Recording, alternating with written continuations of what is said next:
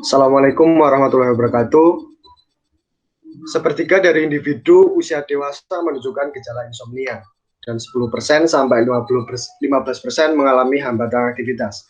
Artinya, remaja saat ini banyak yang mengalami susah tidur yang menyebabkan banyak aktivitasnya mulai terhambat.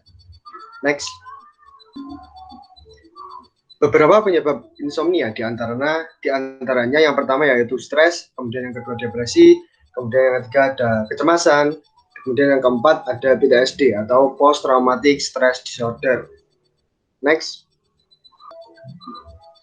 Sekarang ini obat-obatan dan terapi memang banyak telah digunakan, namun hal itu belum terlalu efektif karena seperti yang kita ketahui bahwa obat-obatan itu merupakan bahan kimia yang dalam jangka panjang hal itu memang kurang baik, dan beberapa terapi yang telah digunakan juga belum efektif mengatasi hal ini. Next. Kemudian apa solusi untuk hal ini? Next. Oleh karena itu, kita membuat healing blanket yang dengan sistem utama menggunakan infrared dengan anggota kelompok. Yang pertama, saya sendiri Aldinda Najib Nurfatoni, kemudian yang kedua Faisal Indrayanto, dan kemudian yang ketiga Vina Nur Islami. Healing blanket merupakan produk selimut yang dibuat dengan berat dan menggunakan sistem inframerah yang dapat memancarkan gelombang elektromagnetik pada tubuh penggunanya. Sistem inframerah tidak sepenuhnya digunakan di dalam selimut, tapi hanya digunakan dari selimut bagian pundak hingga ke bawah. Sedangkan bagian atas selimut atau yang menyelimuti bagian kepala tidak menggunakan sistem ini dan dibuat terlipat sehingga penggunanya bisa menyesuaikan pengguna. Selain itu, healing blanket dibuat dengan berbagai macam bahan agar dapat menyesuaikan berdasarkan penggunanya. Peluang dari healing blanket ini sangat banyak. Yang pertama yaitu healing blanket ini efisien dan mudah digunakan. Kemudian yang kedua, hemat biaya dan mudah dalam perawatan. Karena seperti yang kita ketahui bahwa selimut ini telah kita gunakan setiap harinya. Oleh karena itu, kita pasti sudah tahu dalam bagaimana perawatannya. Karena kita memang setiap hari menggunakan selimut ini. Kemudian yang ketiga, pesaing juga belum begitu banyak. Dan keempat, mampu menciptakan pasar yang luas mulai dari anak muda hingga orang tua, karena selimut ini pastinya sudah digunakan oleh berbagai kalangan ya, mulai dari balita sampai orang tua. Nah, dengan adanya inovasi healing blanket tadi, kami dari kelompok sendiri melakukan angket, menyebarluaskan angket untuk kebutuhan pengguna terhadap healing blanket ini. Dan untuk hasilnya sendiri, kami sudah melakukan penyebaran angket terhadap 50 orang responden dengan penjabaran yang terdiri dari 62% perempuan dan 38% laki-laki, dengan usia di antara mereka rata-rata lebih tinggi di angka 20 sampai 25 tahun. Next. Nah, untuk hasilnya sendiri ini ada beberapa gambar yang menunjukkan hasilnya. Next. Yang pertama, sebagai hasil dari penyebaran angket sendiri menyatakan bahwa sebagian besar dari responden dengan presentasi 85,7%, mereka menyatakan bahwasannya mereka mengalami gangguan tidur, entah itu sulit tidur, mudah terjaga, jam tidur yang tidak teratur, dan lain sebagainya. Sedangkan sisanya dengan presentasi 14,3% menyatakan sebaliknya. Hasil yang kedua, penyebab gangguan tidur yang mereka miliki itu ada beragam, adapun yang penyebab terbesar itu disebabkan oleh lelah emosional atau stres dengan presentase 40,8%, yang diikuti dengan presentase 36,7% untuk responden yang mereka tidak mengetahui mereka ini tidak bisa tidur karena apa. Lalu hasil yang ketiga, sebagian besar responden menyatakan mereka memiliki ketertarikan pada inovasi selimut yang bisa membantu dalam mengatasi gangguan tidur yang mereka miliki.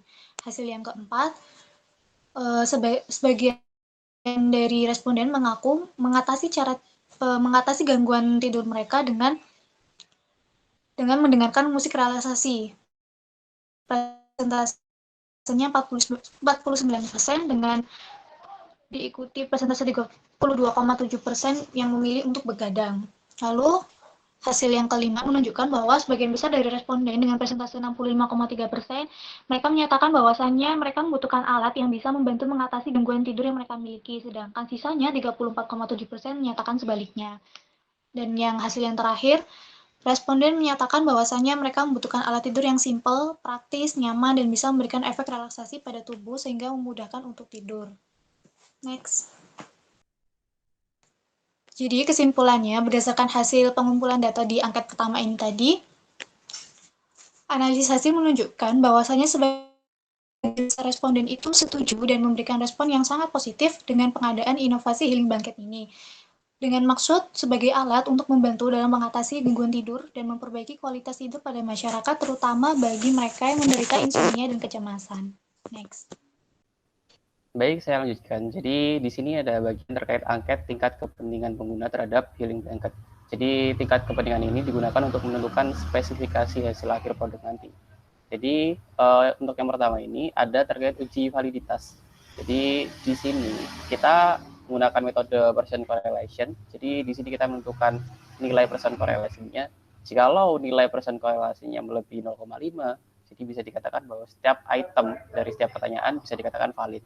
Nah, di sini bisa kita lihat bahwa total nilai Pearson correlation-nya melebihi 0,5. Jadi bisa dikatakan semua item ini, 10 item ini bisa dikatakan sebagai angket yang valid. Untuk selanjutnya di sini terkait uji reliabilitas.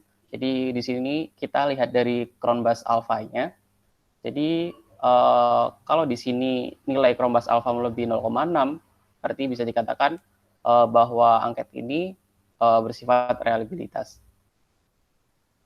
Untuk selanjutnya di sini ada karakteristik statistiknya. Di sini saya menggunakan deskriptif statistik untuk menentukan mean, varian, standar deviasi, dan juga bisa dengan menguji normalitasnya menggunakan skewness dan kurtosis. Untuk yang bawah sendiri, di sini saya menggunakan mean untuk menentukan tingkat kepentingannya. Jadi di sini kita mengambil rata-ratanya.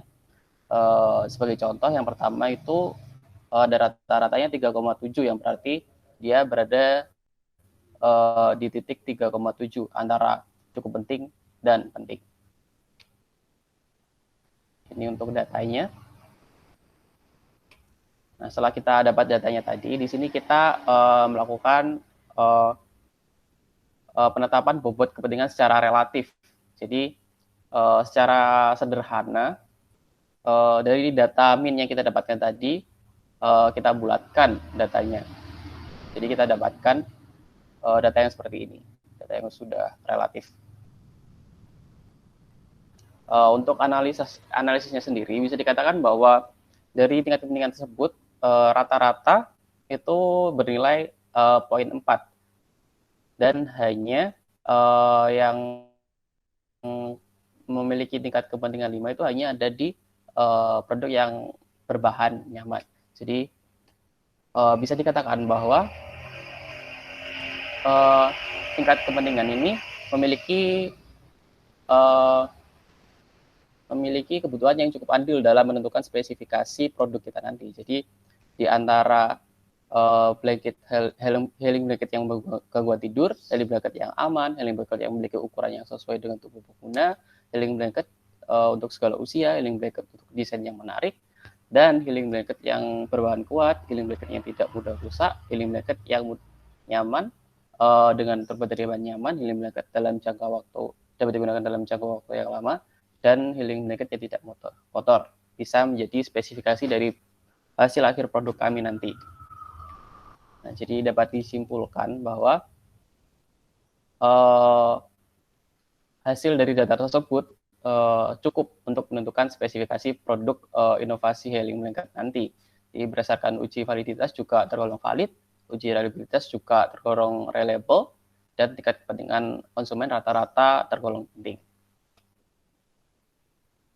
Baik, terima kasih. Mungkin itu yang bisa kelompok kami sampaikan. Assalamualaikum warahmatullahi wabarakatuh.